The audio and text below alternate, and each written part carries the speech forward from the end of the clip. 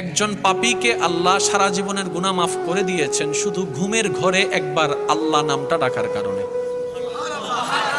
আরেকটু জোরে। হাসরের ময়দানে একজন বান্দাকে আল্লাহ জান্নাত দান করবেন শুধু সে ঘুমের ভিতরে আল্লাহ বলে ডেকেছিল।